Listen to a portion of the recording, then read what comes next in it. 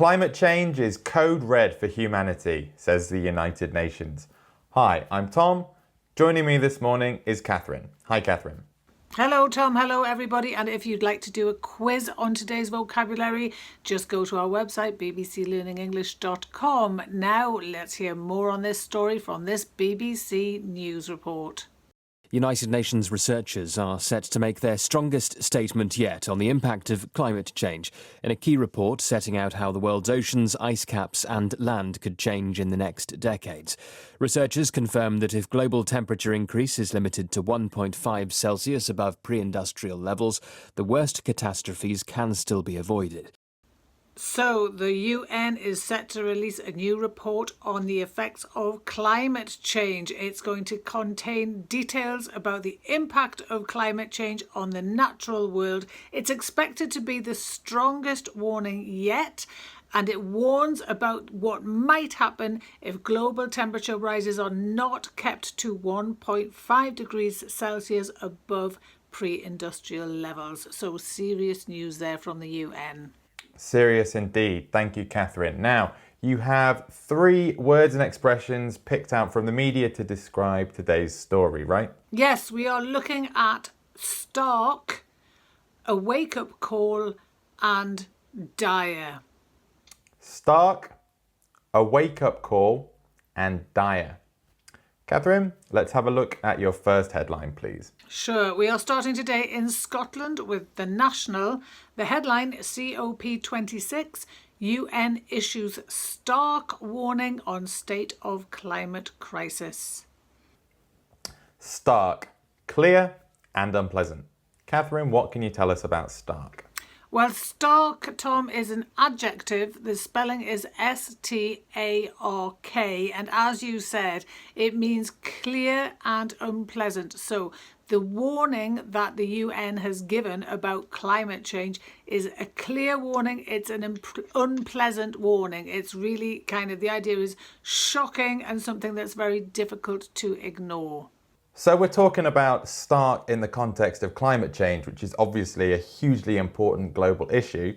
When could we use this word in more everyday speech or an everyday context? Yeah, we get stark warnings all the time, and in our personal life, you imagine a child at school and this child is misbehaving, and the first couple of times the teacher kind of, just checks them quite gently, but maybe the third or fourth time of bad behaviour, they're going to get a stark warning from the teacher, maybe a kind of, a threat of punishment, or they might raise their voice a little bit, and then the child will be really, really clear about the possible consequences if they don't change their behaviour. Yeah, they could get a letter home or something like that. Yeah, so we could have a stark warning. Are there any other collocations that go with this adjective stark? Yes, we can do. It means in the sense of clarity, things being very clear. You can talk about a stark contrast. Two things are very, very different. There's a stark contrast. So we could say that black is a stark contrast to white, right? As a basic example. Now, I know that there's one other collocation which is quite common in British English, which is stark naked, right? Stark naked, yes. You use that, especially if somebody if you surprise somebody when they're getting changed, for example. You might say, oh, they were stark naked. They were clearly and unpleasantly naked, you could almost say. Okay. Thank you for that, Catherine. Thanks for the examples. Let's take a look at our summary slide, please.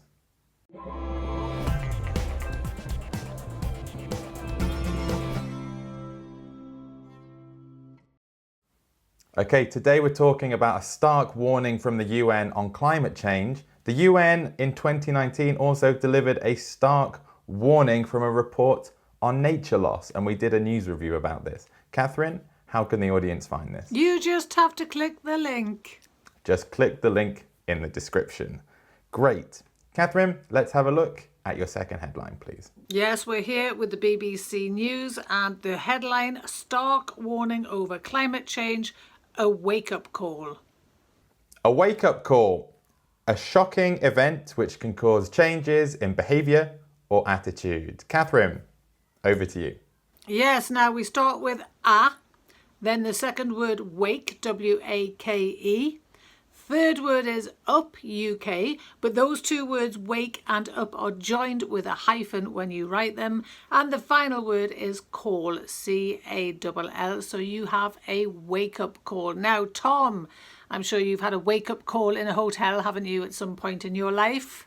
I have, yeah. A wake-up call in a hotel is when someone gives you a phone call to wake you up or stop you from sleeping. Yes, and it's a bit of a shock, isn't it, when you wake up in a strange bed with the phone ringing and you're like, where am I? What's happening?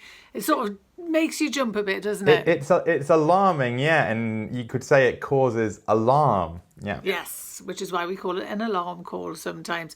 So that's the kind of idea of a wake-up call originally. Now, in this context, we're not talking about hotels and making you wake up in the morning, but we are talking about a shock, something that kind of jolts you into reality and makes you pay attention and take action. Okay, so we're talking about wake-up call again in this serious context of climate change. Could you give us an example of when we can use wake-up call in a more everyday context? Yes, well, if you think about those lazy students, Tom, I'm sure you weren't one, but, you know, there's always that time at university when you get fed up of working really hard and the grades slip a bit. And Yeah, I heard about that time. It Yes. never happened to me, obviously. I'm sure. And then one day you get a grade which is really quite low. It's a D, maybe an E even, and you go, oh no, right, party time's over. I'm going to have to start working because if I don't, I'm going to fail this course. So that bad grade, that D or that E, was a wake-up call because it makes you get back to reality, work harder. So a serious warning that makes you change your behaviour is a wake-up call. So low grades are a wake-up call to lazy students. And of course, Should be. And of course, anyone watching this is taking ownership of their education and will not need that wake-up call. Great. Let's have our summary slide, please.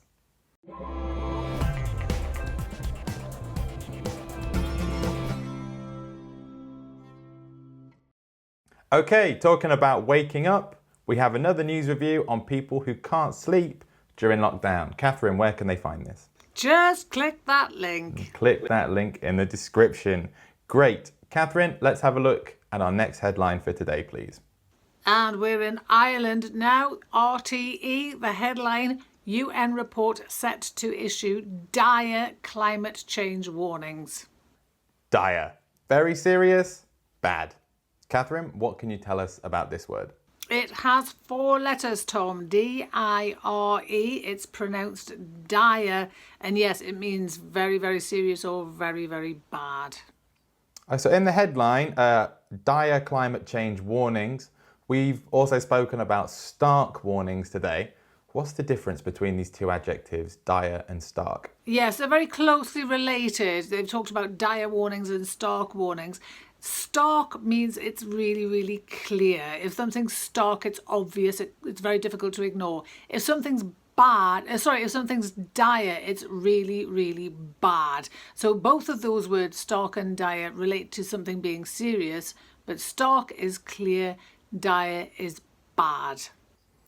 And this word dire, when we talk about dire climate change warnings, obviously warnings about climate change, things could get very bad, big, serious context. Again, can we use it in more everyday speech? Absolutely. Anything that is really, really bad, like really, really bad, can be dire. Anything from a film to a song to a party to a pizza. You can get a terrible, really, really bad pizza.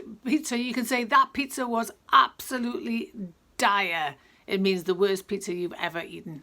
Yeah, it's kind of very disappointing, isn't it? Terrible. If Just something's terrible. dire.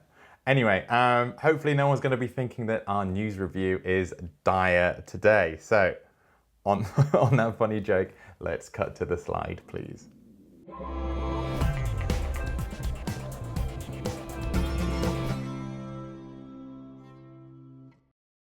Okay, Catherine, can you recap today's vocabulary for the audience, please? Yes, we had stark, clear and unpleasant. We had a wake-up call, a shocking event which can cause changes to attitude or behaviour, and dire, which means very serious and bad. Thank you, Catherine. Don't forget, we have a quiz on today's vocabulary. bbclearningenglish.com is the website. And of course, we're all over social media as well.